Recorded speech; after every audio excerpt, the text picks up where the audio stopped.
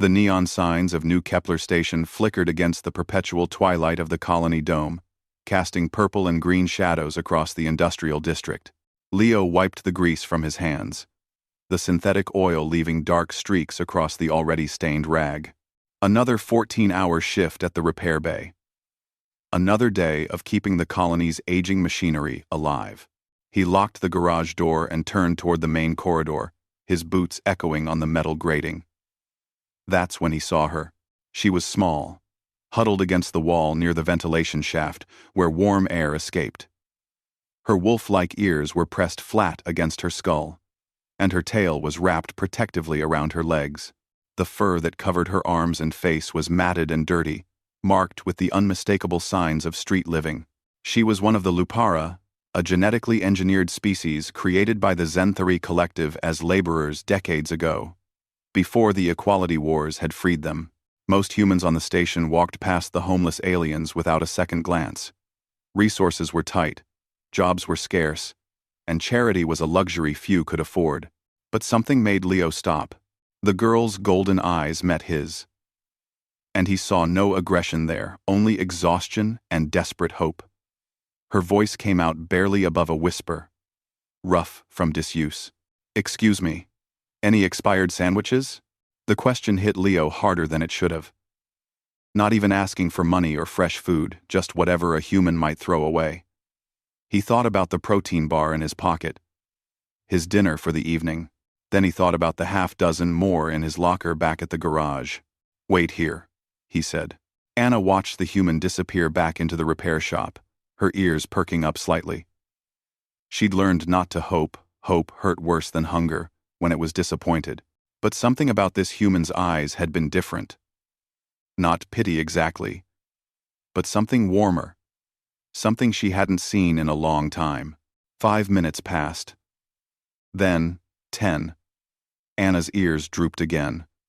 Of course. She started to rise, her joints protesting from hours of sitting in the cold. The door opened. Leo emerged carrying not just sandwiches, but a thermal container and a worn blanket from his locker. "These aren't expired," he said, kneeling down to her level. "Made them fresh yesterday. Still good." Anna stared at the food like it might vanish if she blinked.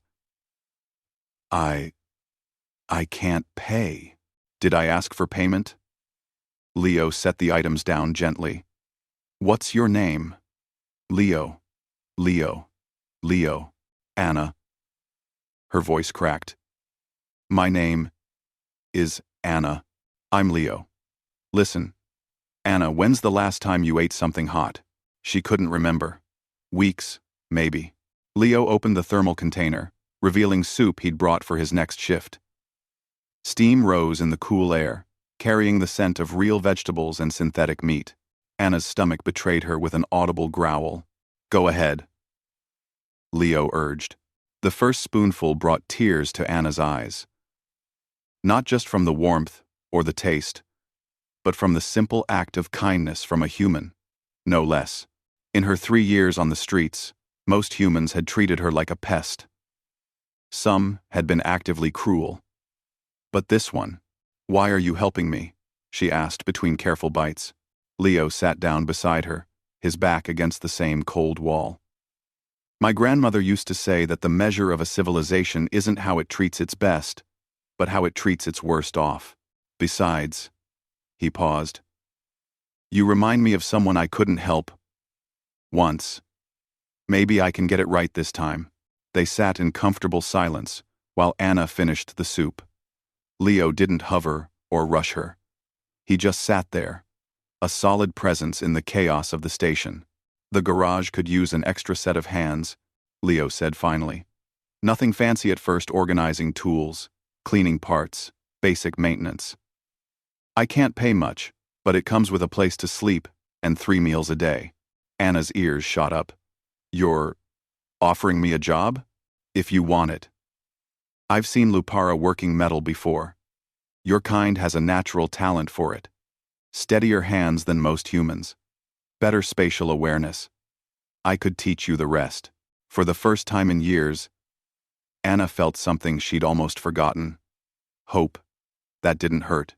"I want it," she whispered. "I'll work hard, I promise." Leo smiled, a genuine expression that reached his eyes. "I know you will. Come on. Let's get you somewhere warm tonight. We'll start fresh tomorrow." As they walked back to the garage, Anna clutching the blanket around her shoulders. Neither of them realized they were being watched.